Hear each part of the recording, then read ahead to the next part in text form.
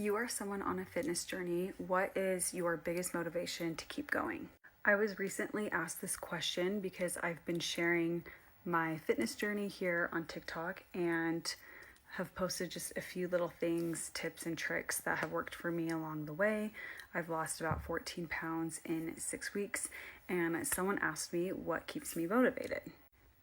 Now, everyone's answer is going to be different, but for me personally, the biggest thing that keeps me motivated is actually a routine.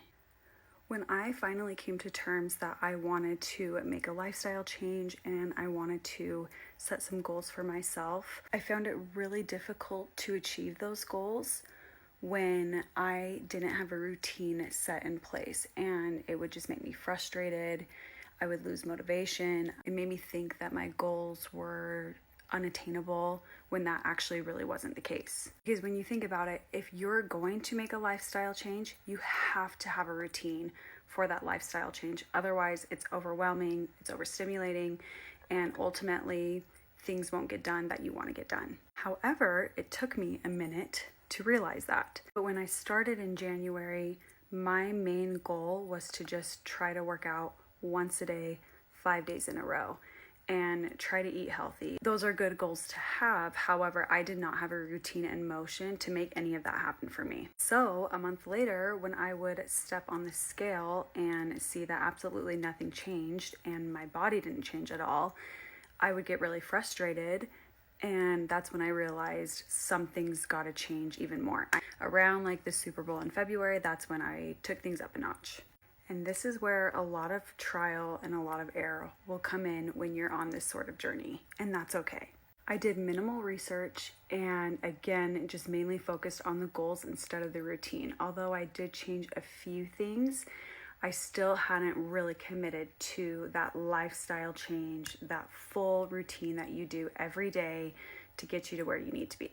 An example of that would be, obviously, if your body needs to rest and it's telling you to rest, that's a whole other story. But for me, it was staying up late the night before and my son waking up once in the night for like a bottle or something. And then he would wake up early, and I chose the bad decision to go to bed late. Even though he went to bed early, I should have gone to bed early. So these are just little examples I'm using of why a routine was a game changer for me. Around like the middle of February-ish to the middle of March, like March 17th to be exact, what happened? Well, I get on the scale and again, nothing has budged. I don't feel different. I don't feel better.